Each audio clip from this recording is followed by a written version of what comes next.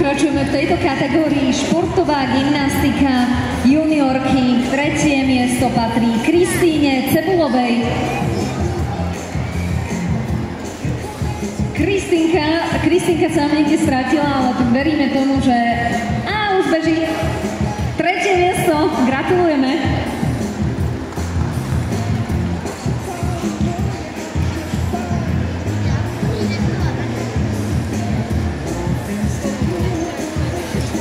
Tak, aj medailu zavesíme na krk, samozrejme odovzdáme hodnotné dary.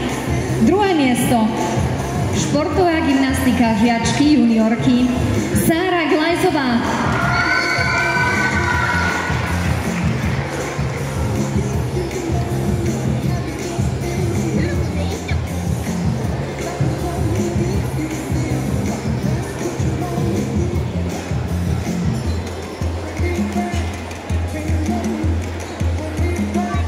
Prvé miesto už tušíte, minimálne dievčatá už vedia, ale prezradím aj vám toto meno.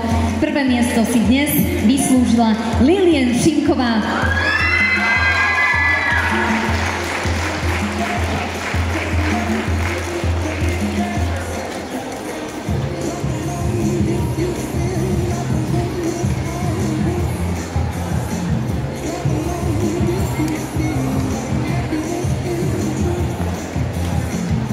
Samozrejme máme tu aj pre prvé miesto špeciálnu cenu poukaz pre víťaza Fitness a Gymnastic Show detí do Východoslovenského múzea v Košiciach.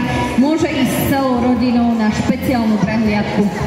Dáme si ešte fotografiu samozrejme aj s maskotom. Maskot tak hrdo stojí vzadu, ale poď tu trošku dopredu k nám. Nechaj dievčatá majú s tebou fotografiu.